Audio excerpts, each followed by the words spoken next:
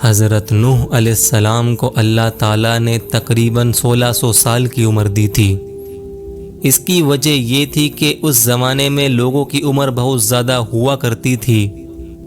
یہاں تک کہ لوگوں کی عمر ہزاروں سال کی ہوا کرتی تھی۔ اسی وجہ سے اللہ تعالیٰ نے حضرت نوح علیہ السلام کو بھی تقریباً 1600 سال کی عمر دی تھی۔ آپ اپنی قوم کو سمجھایا کرتے تھے کہ ایک اللہ کی عبادت کرو اور اس کا حکم مانو، اس کی نافرمانی مت کرو۔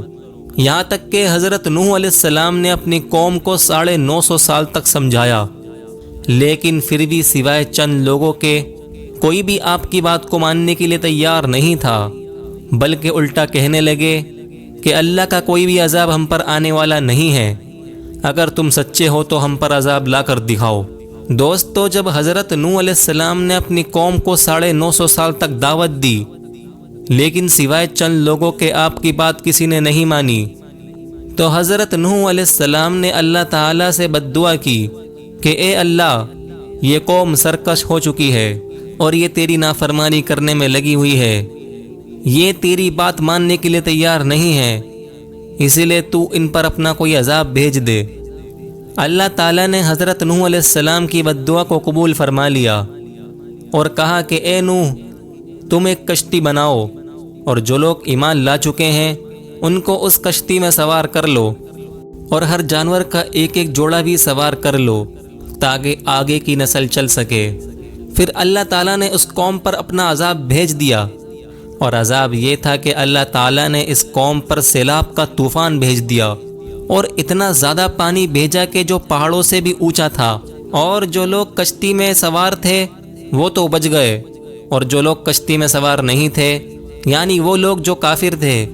تو وہ لوگ پانی میں ڈوب کر مر گئے۔ حضرت نوح علیہ السلام کی کشتی جودی پہاڑ پر جا کر ٹھہر گئی۔ دوستو، یہ واقعہ 6000 سال سے بھی پہلے کا ہے، لیکن آج سے کئی سال پہلے یہ کشتی ترکی کے ایک پہاڑ پر ملی تھی، اور اس کی اخباروں میں تصویریں بھی نکالی گئی تھیں۔ یہ وہی کشتی تھی کہ جس کو حضرت نوح علیہ السلام نے بنایا تھا۔ لیکن سوال یہ ہوتا ہے کہ آج سے 6000 سال پہلے بنائی گئی یہ کشتی اب تک باقی کیسے رہ سکتی ہے؟ تو دوستو، اللہ تعالیٰ نے اس کا جواب بھی قرآن کریم میں پہلے ہی سے دے رکھا ہے۔ سورہ قمر میں اللہ تعالیٰ ارشاد فرماتا ہے کہ ہم نے نوح کی کشتی کو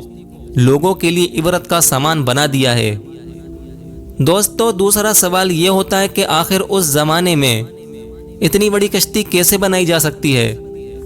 کہ جس کے اندر ہر جانوروں کے جوڑوں کو بھی سوار کر لیا گیا ہو؟